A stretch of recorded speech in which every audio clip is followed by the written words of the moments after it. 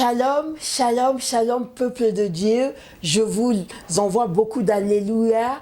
Même si nous sommes début février, je vous souhaite une excellente année 2021. Une année de victoire, une année d'accomplissement du plan de Dieu dans vos vies.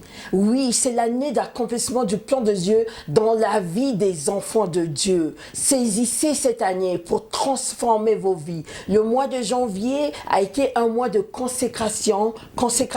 Le mois a été consacré pour le Seigneur. C'est pour ça que nous ne nous sommes pas vus. J'ai consacré tout le mois en prière pour chercher la face de Dieu, pour chercher sa volonté, comment il va orienter cette nouvelle année pour une prière mode d'emploi simple et pour tous les projets de ma vie. Et voilà, c'est pour ça que je vous retrouve que maintenant, début février. Mais début février, nous allons parler de ce que le Seigneur m'a mis à cœur. Qu'est-ce qu'il m'a mis à cœur? Il m'a mis à cœur que c'était très important de savoir sa volonté avant d'entamer quoi que ce soit. C'était très important en début d'année de chercher sa face pour avoir des orientations, pour avoir des révélations, pour pouvoir saisir l'accomplissement de notre destinée, ce qu'il avait prévu pour nous.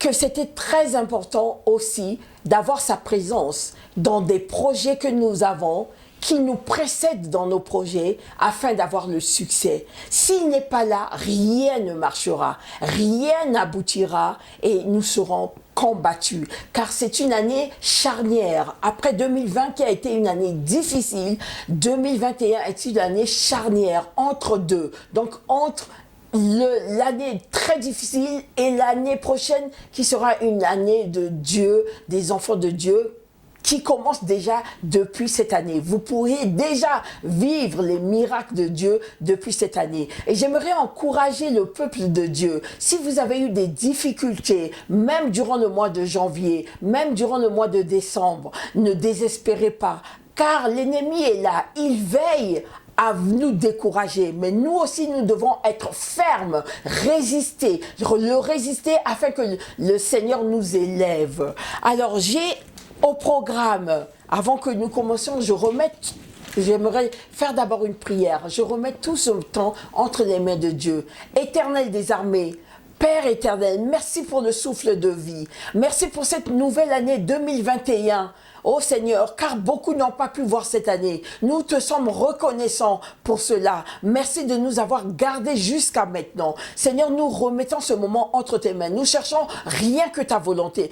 Pas la mienne, pas celle de mon frère, mais ta volonté pour cette émission et pour tout ce qui va suivre. Bénis ton peuple qui nous suit, sois avec nous pendant ce moment. Au nom de Jésus-Christ Tout-Puissant, j'ai ainsi prié et nous disons avec le peuple de Dieu, Amen, Amen, Amen. Alors voilà, pour cela, j'ai pris 6 passages bibliques, dont 3 vont être lus. Le Deutéronome 8, versets 17 à 18, le Psaume 27, versets 1 à 3 et le Psaume 28, versets 8 à 9. Ensuite, je vous donnerai 3 autres versets à lire vous-même à la maison. Nous allons donc commencer par le Deutéronome 8, versets 16 à 17. On va dire versets 18 à 19. Souviens-toi de l'Éternel ton Dieu, car c'est lui qui te donnera la force pour les acquérir afin de confirmer, comme il le fait aujourd'hui, son alliance qu'il a jurée à tes pères. Verset 19. Si tu oublies l'Éternel ton Dieu et que tu ailles après d'autres dieux, si tu les sers et te prosternes devant eux, je vous déclare formellement aujourd'hui que vous périrez. Voilà, on veut parler de la force que Dieu nous donne pour acquérir le matériel. C'est Dieu qui nous donne cette force pour qu'on puisse travailler, pour qu'on puisse acquérir le matériel, pour qu'on puisse vivre. Sans Dieu, nous n'aurons pas cette force. Alors nous devons lui être reconnaissants et nous devons aussi le remercier. Revenir vers lui pour le remercier, pour le souffle de vie qu'il nous donne, pour la force qu'il nous donne, afin d'acheminer vers notre destinée. Je vais lire donc ensuite le psaume 27. Versets 1 à 3. L'Éternel est ma lumière et mon salut. De qui aurais-je crainte? L'Éternel est le soutien de ma vie. De qui aurais-je peur? Quand les méchants s'avancent contre moi pour dévorer ma chair, ce sont mes persécuteurs et mes ennemis qui chancellent et tombent. Amen. Verset 3. Si une armée se campait contre moi, mon cœur n'aurait aucune crainte. Si une guerre s'élevait contre moi, je serais malgré cela plein de confiance. Pourquoi plein de confiance? Parce qu'on a confiance au Tout-Puissant, à l'Éternel des armées. C'est lui qui est le plus fort. C'est lui qui a le dernier mot. Quelles que soient les attractions, quelles que soient les percussions, quels que soient les combat, quel que soit l'ennemi qui cherche derrière vous à vous décourager, à vous mettre par terre, le dernier mot, c'est le Seigneur Jésus qui l'a. C'est le Dieu Tout-Puissant. C'est pour ça que nous l'honorons. On va lire aussi le psaume 28, versets 8 à 9. Alors, on y est.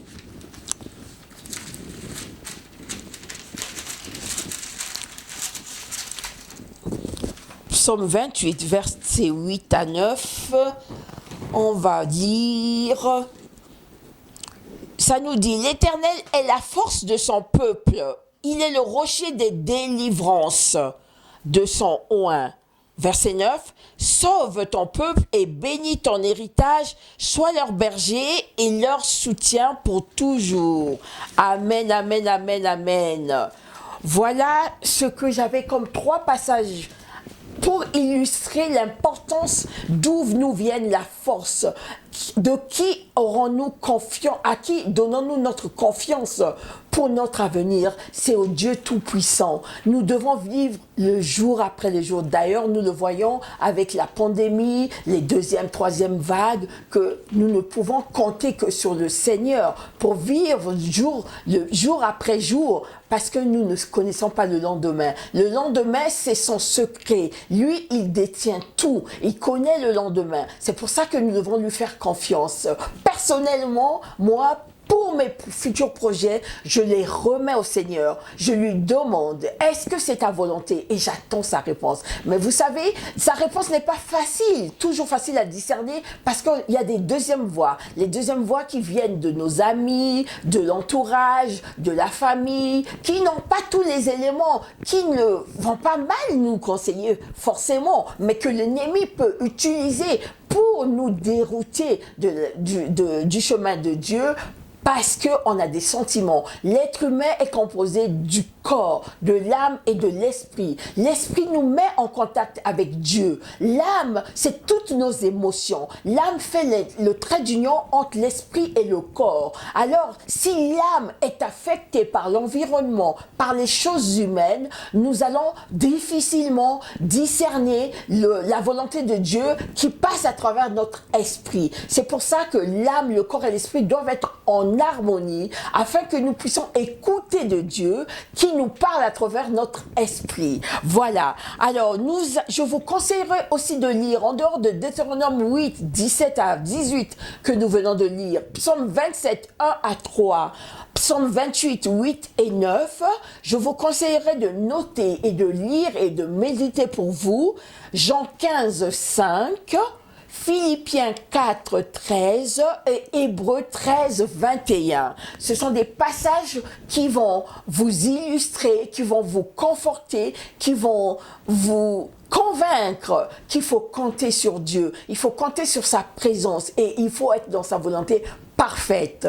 Voilà ce que j'avais comme petit passage, mais je vais proclamer avec vous pour cette année 2021, qu'est-ce que vous aimerez? Je vais vous donner quelques exemples et vous allez continuer dans vos demeures à proclamer. 2021 est une année de gloire. 2021 est une année où le Seigneur est mon berger. 2021 est une année où je prends possession de mon territoire, de ma destinée. 2021, l'ennemi ne vaincra pas. 2021, je mettrai à terre derrière l'ennemi. 2021, je vais en avant. 2021, je serai la tête et non la queue. 2021, l'Éternel des armées va m'élever. 2021, je serai dans sa volonté parfaite. 2021, je prends possession de mon territoire. 2021, je vais de l'avant, spirituellement, matériellement, émotionnellement. 2021 est l'année de l'accomplissement de mon destin.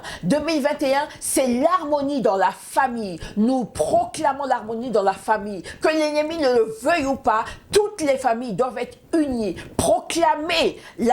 Vraiment proclamer l'amour dans votre famille. Car Dieu, c'est un Dieu des familles, de l'unité de la famille. Et Satan, l'ennemi, il n'aime pas l'unité de la famille. Donc, faisons-lui la honte. Unissons-nous. Proclamons l'amour dans la famille, l'unité dans la famille. Quand il y a l'unité et l'amour dans la famille, alors la volonté de Dieu va descendre plus facilement. C'est pour ça que l'ennemi attaque les familles. C'est pour ça qu'il attaque les destinées des enfants à travers les familles, à travers les enfants, à travers le mari ou à travers la femme. Mais les frères et sœurs, je vous conseillerais de vraiment être unis pour recevoir ces bénédictions de Dieu. Merci. 2021, nous proclamons la victoire sur l'ennemi. Nous ne le laisserons pas vaincre. Nous serons debout. 2021, ce coronavirus va nous laisser tranquilles. 2021, chrétiens, unissons-nous, le corps du Christ, soyons unis, car dans l'unité, Dieu aime l'unité, que ce soit dans la famille, dans le corps du Christ, il recherche l'unité. Voilà, merci, et j'avais ces petits moments à partager avec vous, à vous communiquer la foi pour cette année, à vous communiquer le côté positif, à vous envoyer les énergies d'amour. Soyez unis, soyez dans l'amour, pardonnez-vous les uns les autres, oubliez le passé, allez de l'avant. Oui, nous allons prendre possession de cette année 2021. C'est vrai que janvier, février vont être des mois très difficiles, très tendance, comme on dit, on hésite avec le doute. Mais à partir de mars, nous prenons possession de tout. Même dès février, moi je dirais dès février, mettez ça en pratique et vous verrez les fruits au mois de mars. Afin que nous rentrons dans le printemps, vraiment dans la volonté de Dieu. Que nous mettons de côté tous les plans de l'ennemi. Que nous lui faisons la honte. Voilà. Victoire. Alléluia. Chantons, crions de joie. Jésus-Christ est sorti du tombeau. Alors, s'il est sorti du tombeau, il est vivant. Il est vivant dans notre cœur. Il est vivant dans notre vie. Il est vivant dans notre esprit. Il est vivant aussi dans notre corps. Si notre corps est malade, nous prenons possession de ce corps en demandant au nom de Jésus la guérison par ses meurtrissures. Donc, Jésus est toujours vivant. Il est présent. Il est avec vous. Il va vous accompagner jour et nuit. Alors, je souhaite une excellente année 2021 à tous mes frères et sœurs, à tous les papas et les mamans, à tout le monde entier, aux croyants et aux non-croyants, aux chrétiens et aux non-chrétiens. Apprenez à connaître Jésus, apprenez à vous approcher de Dieu et vous verrez, vous aurez la victoire totale. Merci. Pour prière mode d'emploi simple, nous allons nous retrouver la semaine prochaine avec un thème nouveau. Et je vous dis bye bye. Amen. Soyez bénis. Amen, amen, amen.